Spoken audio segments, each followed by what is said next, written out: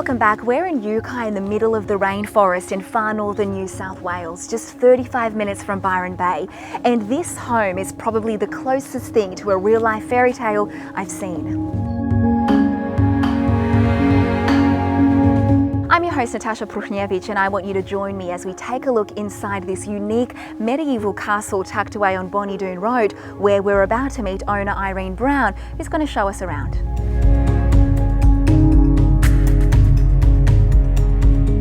Irene, good to see you. Welcome. Thank you. You've created something truly incredible.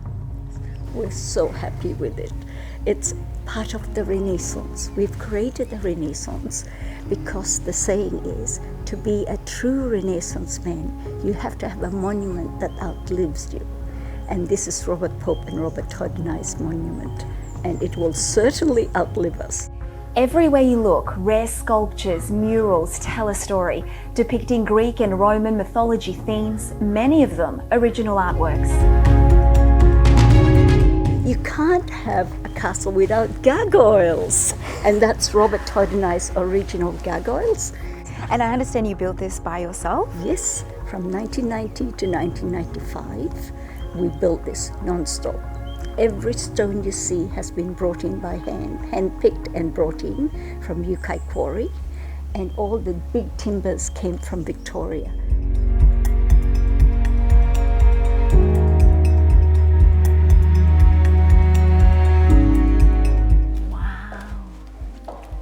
Is something incredible. I don't know what to look at. There's so many things to look at. Right in the middle of the home is the indoor atrium where art and science unite. This is what we call the old-fashioned stargazer.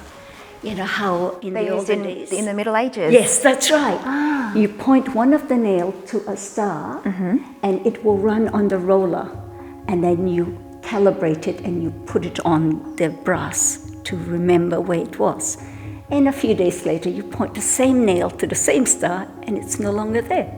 So they charted, and that's how they charted the journey of the stars.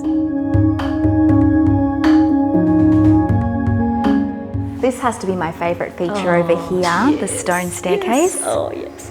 And Robert, being a very precise person, because this is a stone stairwell, it is filled with stone, rocks. Literally the rocks you see outside are inside as well. It's a solid stairwell. So it's going to last forever. It's going to last forever. Often used as an event centre, Irene's home boasts an abundance of rooms. Between the two floors, there's 5 bedrooms and a rustic kitchen with a natural ambience. Yeah, so there's this feeling of calmness that washes over you when you're in here.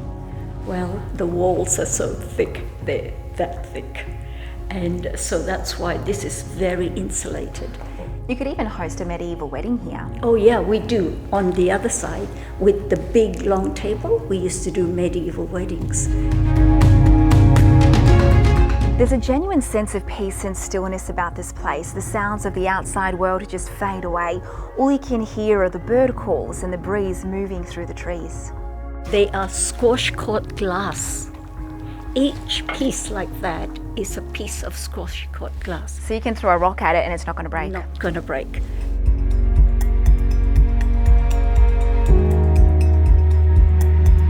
Out here, the garden weaves its magic. This is fantastic. Yeah.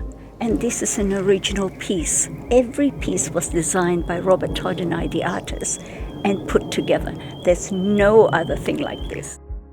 Named Diana's Temple after the goddess of the moon. What is the significance behind it? 8 arches. So arches, it's infinity. And so that's why we made it so that there is a feminine spot in this house. And that's why it's called Diana's Temple. And Diana is the warrior goddess. And so it's encouraging women to be more powerful. And beaming in the distance is Mount Warning, the first place on the Australian coast to see the sunrise. And when you see it in its prime, it's like a beam from Mother Nature shining to the very tip of Mount Warning, and then you count to 10 and bang, the light comes on. You can never forget it once you've seen it. And it's a special spiritual site, Aboriginal sacred site. And we used to run workshops here for Indigenous people so that they could teach us about Earth, how the Mother Earth operates. Tell me some of the memories you'll take with you when you leave. The gardens. I love the gardens. And we have a massive collection of bromeliads because I belong to the Bromeliad Society. That and the people that have been here. They're memorable because the opportunity to meet outstanding people in the world here and to be able to converse with them privately, that's so special. Irene's home is one of the most unique I've come across, a real labour of love that shines with a light so bright it fills you with warmth and happiness.